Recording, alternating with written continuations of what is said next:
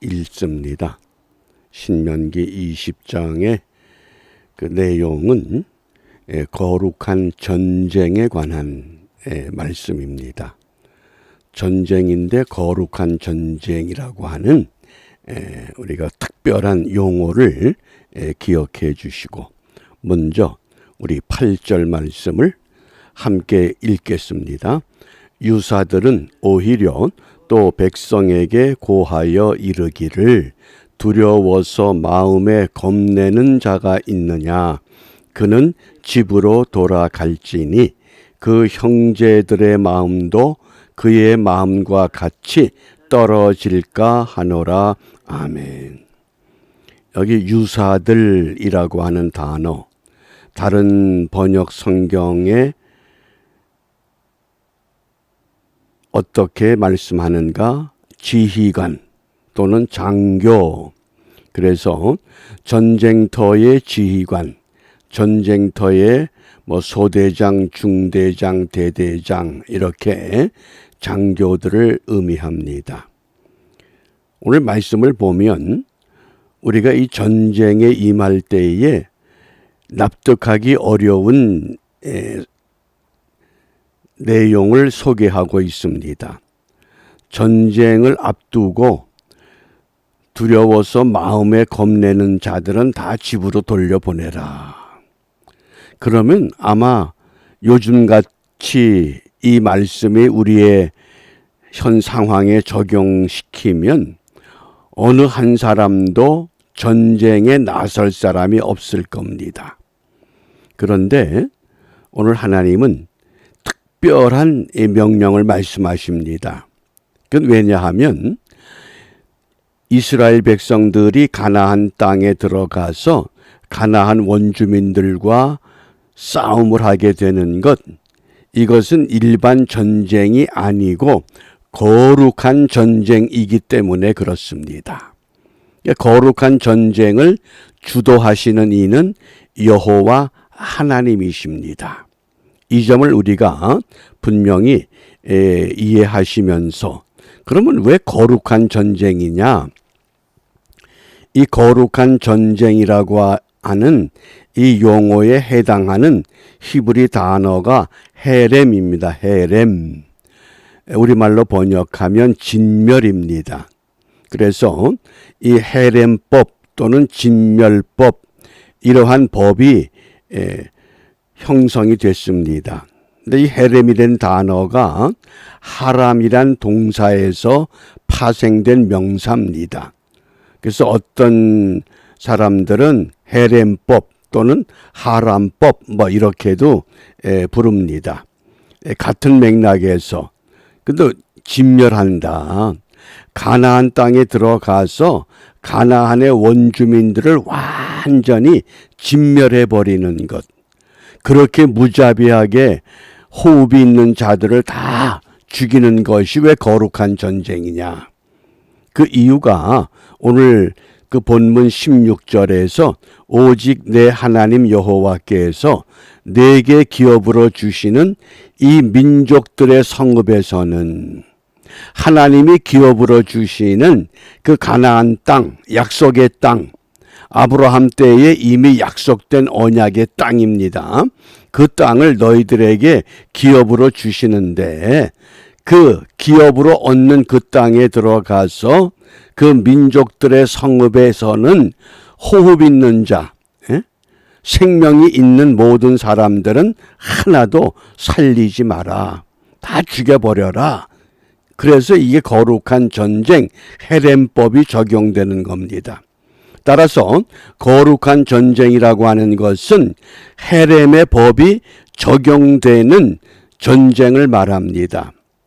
그런데 무조건 다 죽이는 것이 아닙니다.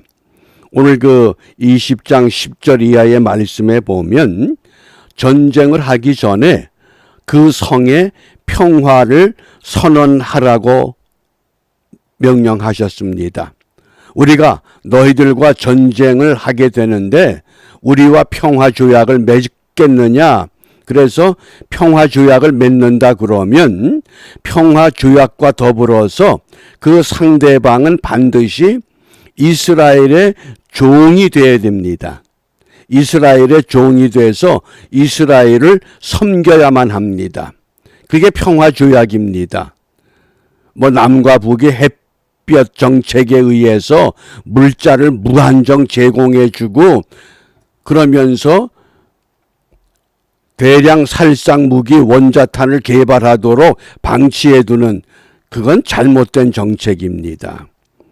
그런데 반면에 만일 그 성이 이 평화조약에 동의하지 않을 때는 우리 하나님께서 아주 무차별하게 모든 호흡 있는 자들을 다 죽여야 된다고 이렇게 말씀하셨기 때문에 이것을 거룩한 전쟁, 그래서 이 구약의 거룩한 전쟁이 오늘 신약의 은혜의 시대에 우리에게 어떻게 적용되느냐? 이것은 곧 공중 권세 잡은 자들과의 싸움으로 우리에게 적용이 될 것입니다. 그런데 오늘날 우리 현실 속에서 어떤 잘못된 주장들이 사람들을 유혹하고 있느냐? 그 한국의 더불어민주당이 이런 주장을 합니다. 아무리 나쁜 평화라도 전쟁보다는 낫다. 여기 평화와 전쟁이라고 하는 두 단어를 대립시키면서 평화와 전쟁 어느 게 좋으냐? 다 평화가 좋다고 말합니다. 그런데 여기 보면 아무리 나쁜 평화라도 전쟁보다는 낫다. 나쁜 평화가 뭡니까? 이게 북한에서 주장하는 겁니다.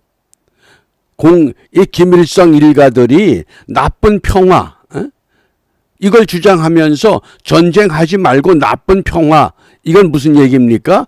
북한에 항복하고 북한으로 다 들어가자 그 뜻입니다. 이게 말장난하는 겁니다. 그런데 백성들이 국민들이 이걸 이해 못하는 거는 그렇다 치고 왜 그 목회자들까지도 이 언어의 장난에 말장난에 속아서 여기에 편승해서 여기에 동의하고 이런 설교를 하는지 도대체 납득이 안 됩니다. 이게 어떤 말이냐?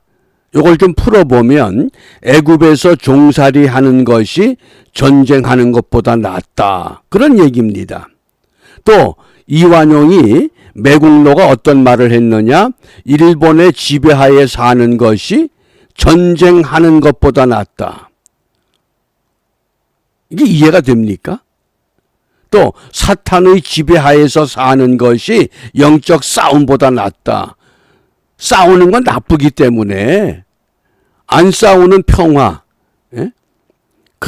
이게 오늘 우리가 심각한 상황에 와 있습니다.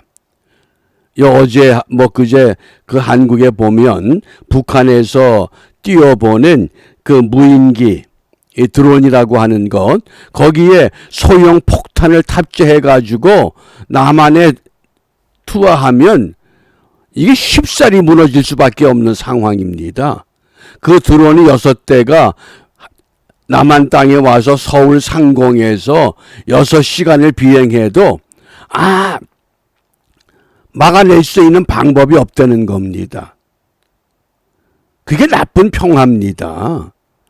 정말 우리가 평화조약을 맺으려면 저 언약을 동의하고 반드시 상대국의 속국이 돼서 철저하게 조공을 바쳐야 되고 모든 세력들은 상대방 국가에 복종하고 살아야 되는 것. 그래서 우리가 이런 그 언어의 장난, 언어 유희에 우리 특별히 그리스도인들은 유혹되지 말아야 됩니다. 어느 것이 올바른 가치냐, 어느 것이 올바른 하나님의 뜻이냐. 그러기 위해서 오늘 좀 더 본문을 우리가 관찰해 보면 1절 말씀입니다. 내가 나가 대적과 싸우려 할 때에 말과 병거와 민중이 너보다 많음을 볼지라도 그들을 두려워 말라. 애굽 땅에서 너를 인도하여 내신 내 하나님 여호와께서 너와 함께 하시느니라. 아무리 가나안 족속의 군사력이 하나님의 백성들보다 많고 강할지라도 너희들은 두려워하지 말아라. 왜냐하면 430년 만에 너희들을 애굽 땅에서 이끌어내신 이가 누구냐? 그 당시 애굽의 군사력은 세계 최고의 군사력입니다. 그들 틈바구니에서 너를 이끌어내신 이가 여호와 하나님이시다. 그래서 거룩한 전쟁은 하나님이 주도하는 전쟁을 말합니다. 사람이 나서서 싸우고 사람이 계획하고 사람이 전략을 짜는 것이 아니라 하나님이 주도하는 전쟁, 그것이 거룩한 전쟁입니다. 또 2절과 3절 말씀에 보면 왜 거룩한 전쟁이냐? 너희가 싸울 곳에 가까이 가거든. 제사장은 그랬습니다. 제사장이 왜 전쟁터에 나가서 외쳐야 됩니까? 이게 거룩한 전쟁이기 때문에 제사장은, 목사는 교회에서 하나님의 말씀만 전하면 되지 왜 세상에 나가서 이 세상의 잘못된 것을 정치판에 들어가서 정치의 잘못을 외치느냐? 이게 분명히 이유가 있습니다. 너희가 싸울 곳에 가까이 가거든 제사장은 백성에게 나아가서 고하여 그들에게 이르기를 이스라엘아 들으라. 너희가 오늘날 너희의 대적과 싸우려고 나왔으니 마음에 겁내지 말며 두려워 말며 떨지 말며 그들로 인하여 놀라지 말라. 제사장이 싸움터에 나가서 겁먹지 마라. 주사파의 세력 두려워하지 마라. 싸워라 그 얘기입니다. 무엇 때문에 그렇습니까? 4절에 보면 너희 하나님 여호와는 너희와 함께 행하시며 너희를 위하여 너희 대적을 치고 너희를 구원하시는 자니라. 그래서 거룩한 전쟁입니다. 하나님의 백성들이 애굽 땅에서 정말 기적같이 430년 만에 하나님의 인도하심을 받아서 애굽에서 나왔습니다. 홍해를 건넜습니다. 지금 이제 광야에서 연단의 삶을 삽니다. 왜 40년 동안 그렇게 연단 받아야 됩니까? 430년 동안 몸에 배 있는 노예 근성, 우리가 예수 믿고 구원 받았지만은 여전히 공중 권세 잡은 세력 밑에서 죄의 근성이 우리를 자유롭게 하질 않습니다. 생명이 있는 한 우리는 죄의 근성과 더불어 싸워야 됩니다. 그래서 영적 전쟁입니다. 그런데 이 전쟁을 누가 주도합니까? 내가 주도하는 것이 아니라 여호와 하나님이 주도한다는 겁니다. 여호와는 함께 행하시며 너희 대적을 치고 너희를 구원하시는 자니라. 이게 정말 확실하게 믿어집니까? 이게 내 마음속에 분명히 고백될 때, 그래서 이러한 믿음이 아닌 사람들은 다 싸움터에서 집으로 돌려보내라고 말씀합니다. 그래서 네 종류의 사람들을 집으로 돌려보냅니다. 첫 번째, 집을 짓고 집에 들어가서 살아보지 못한 사람. 집을 짓느라고 얼마나 수고했겠습니까? 그런데 싸움터에 끌려 나왔습니다. 그런 사람들은 집으로 돌려보내라. 두 번째, 포도원을 만들었습니다. 크게 포도원을 구성을 하고 포도의 열매를 거둘 때입니다. 그런데 그 열매를 먹어보지 못한 사람, 그들 다 돌려보내라는 겁니다. 또 약혼하고 결혼하지 않은 사람, 이들도 돌려보내라고 합니다. 그 다음에 네 번째, 두려워서 겁내는 자. 그러면 싸움터에 나갈 용사가 누가 있겠습니까? 이 핑계 저 핑계 다 될 텐데 다 돌려보내면. 그런데 중요한 것은 이 싸움은 여호와 하나님이 주도하신다고 하는 것. 우리가 기드온의 300용사 기억하시죠? 그 많은 사람들이 모였는데 하나님은 너무 숫자가 많다, 돌려보내라. 그리고 남은 게 300입니다. 300명이 싸우는 게 아니라 하나님이 주도하는 싸움이다, 그 뜻입니다. 그러므로 우리가 오늘 이 가치관이 너무 이 혼탁한 세상입니다. 분명히 이 신명기의 법전에서는 왕에 대해서, 제사장에 대해서, 재판관에 대해서, 선지자에 대해서 백성의 지도자들이 잘못된 것을 철저하게 꾸짖습니다. 그런데 백성의 지도자들이 여전히 타락하고 방종된 삶을 살아가면서 나는 어떤 위치에 있기 때문에 나는 법의 보호를 받아야 된다, 이런 엉터리 같은 주장이 통용되는 그런 세상, 우리가 지금 그런 현실 속에서 무엇을 기도하겠습니까? 그래서 에베소서 6장 12절 사도 바울은 교회론을 통해서 이렇게 말씀합니다. 우리의 씨름은 혈과 육에 대한 것이 아니요 정사와 권세와 이 어두움의 세상 주관자들과 하늘에 있는 악의 영들에게 대함이다. 우리 싸움이 악한 영들과의 싸움입니다. 이 악한 영들과 어떻게 싸웁니까? 그래서 우리가 오늘 영적 분별력을 달라고 기도해야만 합니다. 도대체 어떤 게 참이고 어떤 게 거짓인지 정신 못 차릴 정도로 우리를 혼란스럽게 만듭니다. 이런 때에 우리가 영적 분별력을 갖춰서 그 믿음을 가지고 세상에 이 행동하는 신앙으로 세상의 소금과 빛의 사명을 바르게 감당하면 분명히 하나님은 하나님의 백성들, 하나님의 교회를 하나님의 뜻 가운데 바르게 세워주실 줄 믿습니다. 이런 믿음을 갖고 오늘도 우리에게 주어진 이 한날이 우리의 삶의 현장, 삶의 자리, 그 자리가 곧 나의 선교지입니다. 내가 그 자리에 하나님의 선교사로 파송됐다고 하는 분명한 믿음과 소명과 사명을 갖고 맡은 자리에서 말씀으로 믿음으로 영적인 분별력을 갖고 승리하는 모두가 되시기를 주님의 이름으로 축복합니다. 기도하겠습니다. 예수 내 구주, 예수 내 생명, 예수 내 권세. 하나님 은혜를 감사합니다.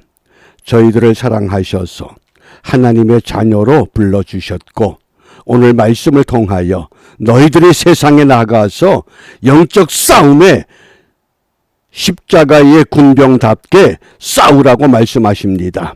비옵기는 먼저 저희들에게 영적인 분별력을 갖게 하시고 세상의 온갖 잘못된 매체들이 우리의 마음과 우리의 생각과 우리의 모든 것들을 흔들어 쪼갤지라도 우리는 분명 주님이 원하시는 것, 하나님의 뜻이 무엇인가를 분명히 깨닫고 행동하는 믿음으로 이 땅의 소금과 빛으로 남아 있도록 인도하여 주시고 이러한 믿음의 지체들 까닭에 이 땅에 소망이 있음을 우리가 함께 확인하며 하나님 나라를 향해서 담대히 나아가는 은총의 한날이 될 수 있도록 인도하여 주시옵소서. 이와 같은 일을 이루기 위해 주님께서 가르쳐 주신 기도로 함께 기도합니다. 하늘에 계신 우리 아버지, 아버지의 이름을 거룩하게 하시며 아버지의 나라가 오게 하시며 아버지의 뜻이 하늘에서와 같이 땅에서도 이루어지게 하소서. 오늘 우리에게 일용할 양식을 주시고 우리가 우리에게 잘못한 사람을 용서하여 준 것 같이 우리 죄를 용서하여 주시고 우리를 시험에 빠지지 않게 하시고 악에서 구하소서.